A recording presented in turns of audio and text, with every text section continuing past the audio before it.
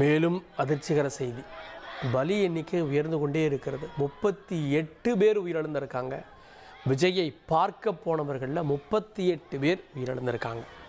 36ஆக இருந்த எண்ணிக்கை உயர்ந்திருக்கிறது. 8 குழந்தைகள் 16 பெண்கள் உட்பட 38 பேர் உயிரிழந்திருக்கிறாங்க அப்படின்ற அதிர்ச்சிகர செய்தி கிடைத்திருக்கிறது.